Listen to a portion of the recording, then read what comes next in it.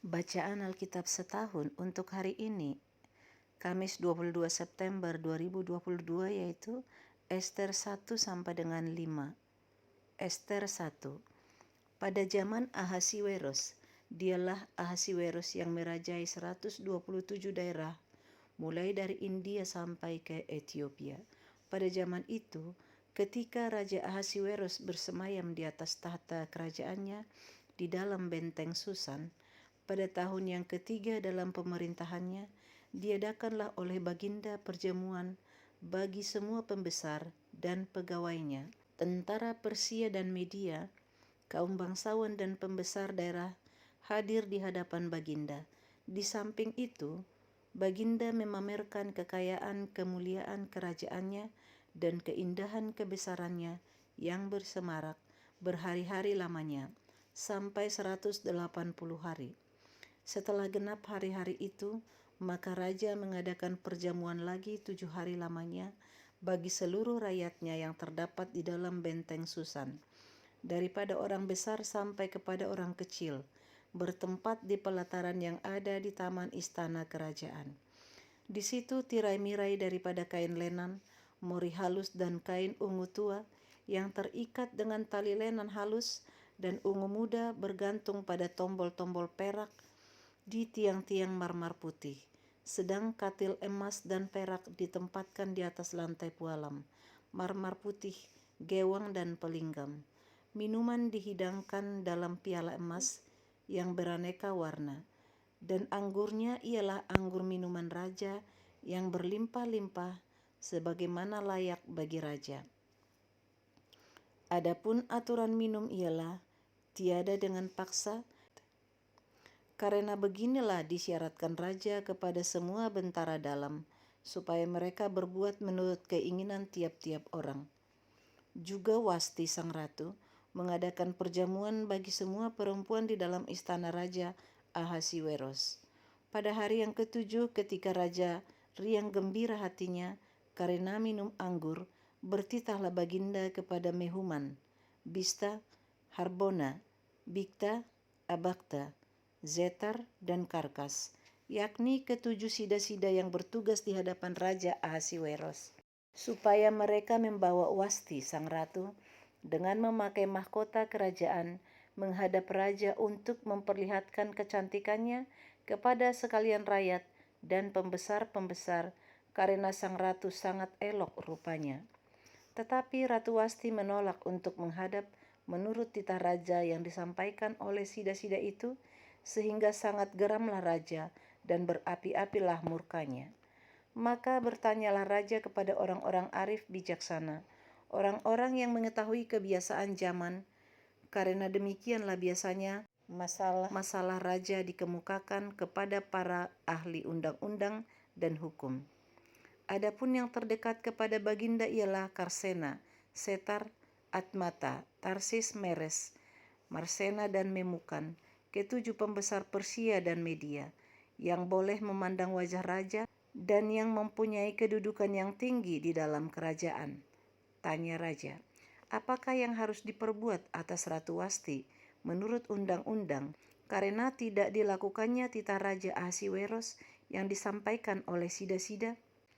Maka sembah Memukam di hadapan raja dan para pembesar itu, Wasti sang ratu bukan bersalah kepada raja saja, melainkan juga kepada semua pembesar dan segala bangsa yang di dalam segala daerah Raja Ahasiweros. Karena kelakuan sang ratu itu akan merata kepada semua perempuan, sehingga mereka tidak menghiraukan suaminya. Apabila diceritakan orang, Raja Ahasiweros menitahkan supaya Wasti sang ratu dibawa menghadap kepadanya, tetapi ia tidak mau datang. Pada hari ini juga istri para pembesar raja di Persia dan Media yang mendengar tentang kelakuan sang ratu akan berbicara tentang hal itu kepada suaminya, sehingga berlarut-larutlah penghinaan dan kegusaran. Jikalau baik pada pemandangan raja, hendaklah dikeluarkan suatu titah kerajaan dari hadapan Baginda dan dituliskan di dalam undang-undang Persia dan Media, sehingga tidak dapat dicabut kembali, bahwa Wasti dilarang menghadap Raja Ahasiweros, dan bahwa raja akan mengaruniakan kedudukannya sebagai ratu kepada orang lain yang lebih baik daripadanya. Bila keputusan yang diambil raja kedengaran di seluruh kerajaannya, alangkah besarnya kerajaan itu. Maka semua perempuan akan memberi hormat kepada suami mereka, daripada orang besar sampai kepada orang kecil. Usul itu dipandang baik oleh raja serta para pembesar. Jadi bertindaklah raja sesuai dengan usul memukan itu. Dikirimkanlah oleh baginda surat-surat ke segenap daerah kerajaan. Tiap-tiap daerah menurut tulisannya dan tiap-tiap bangsa menurut bahasanya bunyinya. Setiap laki-laki harus menjadi kepala dalam rumah tangganya dan berbicara menurut bahasa bangsanya. Ester 2. Sesudah peristiwa-peristiwa ini, setelah kepanasan murka Raja Ahasiweros surut, terkenanglah baginda kepada Wasti dan yang dilakukannya, dan kepada apa yang diputuskan atasnya. Maka sembah para biduanda raja yang bertugas pada baginda. Hendaklah orang mencari bagi raja gadis-gadis, yaitu anak-anak dara yang elok rupanya. Hendaklah raja menempatkan kuasa-kuasa di segenap daerah kerajaannya, supaya mereka mengumpulkan semua gadis, anak-anak dara yang elok rupanya di dalam benteng Susan, di balai perempuan, di bawah pengawasan Hegai, sida-sida raja, penjaga para perempuan. Hendaklah diberikan wangi-wangian kepada mereka, dan gadis yang terbaik pada pemandangan raja, baiklah dia menjadi ratu ganti Wasti. Hal itu dipandang baik oleh raja dan dilakukanlah demikian. Pada waktu itu ada di dalam benteng Susan seorang Yahudi yang bernama Mordekai bin Yair bin Simei bin Kisi, seorang Benyamin, yang diangkut dari Yerusalem sebagai salah seorang buangan yang turut dengan Yekonia, Raja Yehuda, ketika ia diangkut ke dalam pembuangan oleh Raja Nebukadnezar, Raja Babel. Mordekai itu pengasuh Hadasa, yakni Ester, anak saudara ayahnya, sebab anak itu tidak beribu bapa lagi. Gadis itu elok perawakannya dan cantik parasnya. Ketika ibu bapanya mati, ia diangkat sebagai anak oleh Mordekai. Setelah titah dan undang-undang raja tersiar dan banyak gadis dikumpulkan di dalam benteng Susan di bawah pengawasan Hegai, maka Ester pun dibawa masuk ke dalam istana raja di bawah pengawasan Hegai, penjaga para perempuan. Maka gadis itu sangat baik pada pemandangannya dan menimbulkan kasih sayangnya, sehingga Hegai segera memberikan wangi-wangian dan pelabur kepadanya, dan juga 7 orang dayang-dayang yang terpilih dari isi istana raja, kemudian memindahkan dia dengan dayang-dayangnya ke bagian yang terbaik di dalam balai perempuan. Ester tidak memberitahukan kebangsaan dan asal-usulnya karena dilarang oleh Mordekai. Tiap-tiap hari berjalan-jalanlah Mordekai di depan pelataran balai perempuan itu untuk mengetahui bagaimana keadaan Ester dan apa yang akan berlaku atasnya. Tiap-tiap kali seorang gadis mendapat giliran untuk masuk menghadap Raja Ahasiweros, dan sebelumnya ia dirawat menurut peraturan bagi para perempuan selama 12 bulan. Sebab seluruh waktu itu digunakan untuk pemakaian wangi-wangian, 6 bulan untuk memakai minyak mur, dan 6 bulan lagi untuk memakai minyak kasai, serta lain-lain wangi-wangian perempuan. Lalu gadis itu masuk menghadap raja, dan segala apa yang dimintanya harus diberikan kepadanya untuk dibawa masuk dari balai perempuan ke dalam istana raja. Pada waktu petang ia masuk dan pada waktu pagi ia kembali, tetapi sekali ini ke dalam balai perempuan yang kedua, di bawah pengawasan Saasgas, sida-sida raja, penjaga para gundik.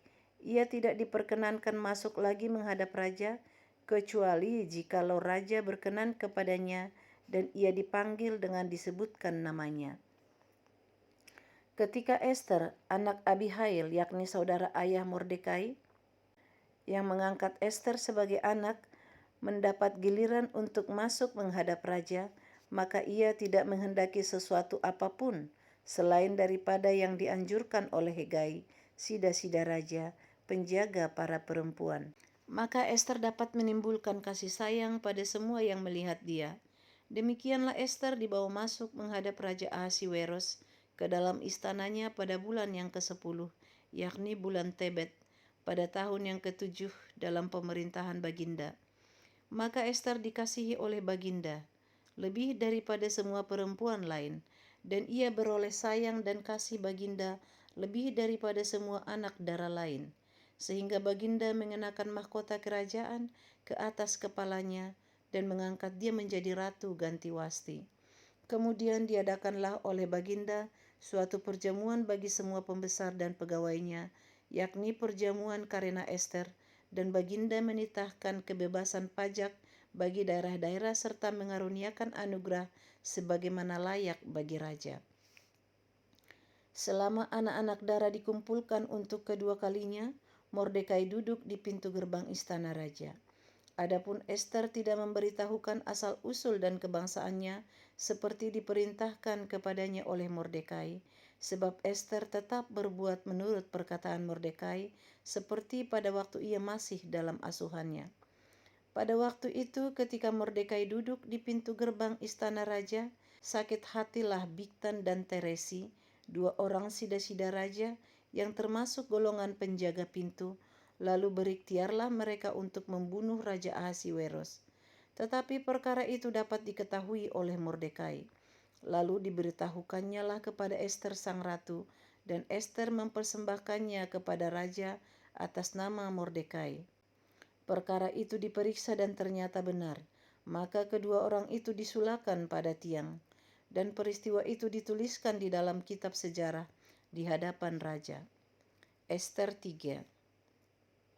Sesudah peristiwa-peristiwa ini, maka Haman bin Hamedata, orang Agag, dikaruniailah kebesaran oleh Raja Ahasiweros, dan pangkatnya dinaikkan serta kedudukannya ditetapkan di atas semua pembesar yang ada di hadapan Baginda. Dan semua pegawai raja yang di pintu gerbang istana raja berlutut dan sujud kepada Haman, sebab demikianlah diperintahkan raja tentang dia. Tetapi Mordekai tidak berlutut dan tidak sujud. Maka para pegawai raja yang di pintu gerbang istana raja berkata kepada Mordekai, "Mengapa engkau melanggar perintah raja?" Setelah mereka menegur dia berhari-hari dengan tidak didengarkannya juga, maka hal itu diberitahukan merekalah kepada Haman untuk melihat apakah sikap Mordekai itu dapat tetap, sebab ia telah menceritakan kepada mereka bahwa ia orang Yahudi. Ketika Haman melihat bahwa Mordekai tidak berlutut dan sujud kepadanya, maka sangat panaslah hati Haman, tetapi ia menganggap dirinya terlalu hina untuk membunuh hanya Mordekai saja, karena orang telah memberitahukan kepadanya kebangsaan Mordekai itu. Jadi Haman mencari ikhtiar memunahkan semua orang Yahudi, yakni bangsa Mordekai itu, di seluruh kerajaan Ahasiweros. Dalam bulan pertama, yakni bulan Nisan, dalam tahun yang ke-12 zaman Raja Ahasiweros, orang membuang pur, yakni undi, di depan Haman, hari demi hari dan bulan demi bulan, sampai jatuh pada bulan yang ke-12, yakni bulan Adar. Maka sembah Haman kepada Raja Ahasiweros, "Ada suatu bangsa yang hidup tercerai-berai dan terasing di antara bangsa-bangsa di dalam seluruh daerah kerajaan tuanku, dan hukum mereka berlainan dengan hukum segala bangsa, dan hukum raja tidak dilakukan mereka, sehingga tidak patut bagi raja membiarkan mereka leluasa. Jikalau baik pada pemandangan raja, hendaklah dikeluarkan surat titah untuk membinasakan mereka, maka hamba akan menimbang perak 10.000 talenta dan menyerahkannya kepada tangan para pejabat yang bersangkutan, supaya mereka memasukkannya ke dalam perbendaharaan raja." Maka raja mencabut cincin meterainya dari jarinya, lalu diserahkannya kepada Haman bin Hamedata, orang Agag, seteru orang Yahudi itu. Kemudian titah raja kepada Haman, "Perak itu terserah kepadamu, juga bangsa itu untuk kau perlakukan seperti yang kau pandang baik." Maka dalam bulan yang pertama, pada hari yang ke-13, dipanggillah para panitera raja, Lalu sesuai dengan segala yang diperintahkan Haman, ditulislah surat kepada wakil-wakil raja, kepada setiap bupati yang menguasai daerah, dan kepada setiap pembesar bangsa, yakni kepada tiap-tiap daerah menurut tulisannya, dan kepada tiap-tiap bangsa menurut bahasanya. Surat itu ditulis atas nama Raja Ahasiweros, dan dimeterai dengan cincin meterai raja. Surat-surat itu dikirimkan dengan perantaraan pesuruh-pesuruh cepat ke segala daerah kerajaan, supaya dipunahkan, dibunuh dan dibinasakan semua orang Yahudi daripada yang muda sampai kepada yang tua, bahkan anak-anak dan perempuan-perempuan pada satu hari juga, pada tanggal 13 bulan yang ke-12, yakni bulan Adar, dan supaya dirampas harta milik mereka. Salinan surat itu harus diundangkan di dalam tiap-tiap daerah, lalu diumumkan kepada segala bangsa, supaya mereka bersiap-siap untuk hari itu. Maka dengan tergesa-gesa berangkatlah pesuruh-pesuruh cepat itu atas titah raja, dan undang-undang itu dikeluarkan di dalam benteng Susan. Sementara itu raja serta Haman duduk minum-minum, tetapi kota Susan menjadi gempar. Ester 4. Setelah Mordekai mengetahui segala yang terjadi itu, ia mengoyakkan pakaiannya, lalu memakai kain kabung dan abu. Kemudian keluar berjalan di tengah-tengah kota sambil melolong-lolong dengan nyaring dan pedih. Dengan demikian datanglah ia sampai ke depan pintu gerbang istana raja, karena seorang pun tidak boleh masuk pintu gerbang istana raja dengan berpakaian kain kabung. Di tiap-tiap daerah kemana titah dan undang-undang raja telah sampai, ada perkabungan yang besar di antara orang Yahudi, disertai puasa dan ratap tangis. Oleh banyak orang dibentangkan kain kabung dengan abu sebagai lapik tidurnya. Ketika dayang-dayang dan sida-sida Ester memberitahukan hal itu kepadanya, maka sangatlah risau hati sang ratu. Lalu dikirimkannyalah pakaian supaya dipakaikan kepada Mordekai, dan supaya ditanggalkan kain kabungnya daripadanya, tetapi tidak diterimanya. Maka Ester memanggil Hatah, salah seorang sida-sida raja yang ditetapkan baginda melayani dia, lalu memberi perintah kepadanya menanyakan Mordekai untuk mengetahui apa artinya dan apa sebabnya hal itu. Lalu keluarlah Hatah mendapatkan Mordekai di lapangan kota yang di depan pintu gerbang istana raja, dan Mordekai menceritakan kepadanya segala yang dialaminya, serta berapa banyaknya perak yang dijanjikan oleh Haman akan ditimbang untuk perbendaharaan raja sebagai harga pembinasaan orang Yahudi. Juga salinan surat undang-undang yang dikeluarkan di Susan untuk memunahkan mereka itu diserahkannya kepada Hatah, supaya diperlihatkan dan diberitahukan kepada Ester. Lagi pula Hatah disuruh menyampaikan pesan kepada Ester supaya pergi menghadap raja untuk memohon karunia-Nya dan untuk membela bangsanya di hadapan baginda. Lalu masuklah Hatah dan menyampaikan perkataan Mordekai kepada Ester. Akan tetapi Ester menyuruh Hatah memberitahukan kepada Mordekai, semua pegawai raja serta penduduk daerah-daerah kerajaan mengetahui bahwa bagi setiap laki-laki atau perempuan yang menghadap raja di pelataran dalam dengan tiada dipanggil, hanya berlaku satu undang-undang, yakni hukuman mati. Hanya orang yang kepadanya raja mengulurkan tongkat emas yang akan tetap hidup. Dan aku selama 30 hari ini tidak dipanggil menghadap raja. Ketika disampaikan orang perkataan Ester itu kepada Mordekai, maka Mordekai menyuruh menyampaikan jawab ini kepada Ester. Jangan kira karena engkau di dalam istana raja, hanya engkau yang akan terluput dari antara semua orang Yahudi. Sebab sekalipun engkau pada saat ini berdiam diri saja, bagi orang Yahudi akan timbul juga pertolongan dan kelepasan dari pihak lain, dan engkau dengan kaum keluargamu akan binasa. Siapa tahu mungkin justru untuk saat yang seperti ini engkau beroleh kedudukan sebagai ratu. Maka Ester menyuruh menyampaikan jawab ini kepada Mordekai. Pergilah, kumpulkanlah semua orang Yahudi yang terdapat di Susan, dan berpuasalah untuk aku. Janganlah makan dan janganlah minum 3 hari lamanya, baik waktu malam, baik waktu siang. Aku serta dayang-dayangku pun akan berpuasa demikian. Dan kemudian aku akan masuk menghadap raja, sungguh pun berlawanan dengan undang-undang. Kalau terpaksa aku mati, biarlah aku mati. Maka pergilah Mordekai dan diperbuatnyalah tepat seperti yang dipesankan Ester kepadanya. Ester 5. Pada hari yang ketiga, Ester mengenakan pakaian ratu, lalu berdirilah ia di pelataran dalam istana raja. Tepat di depan istana raja, raja bersemayam di atas tahta kerajaan di dalam istana, berhadapan dengan pintu istana itu. Ketika raja melihat Ester sang ratu berdiri di pelataran, berkenanlah raja kepadanya, sehingga raja mengulurkan tongkat emas yang di tangannya ke arah Ester. Lalu mendekatlah Ester dan menyentuh ujung tongkat itu. Tanya raja kepadanya, "Apa maksudmu, hai Ratu Ester, dan apa keinginanmu? Sampai setengah kerajaan sekalipun akan diberikan kepadamu."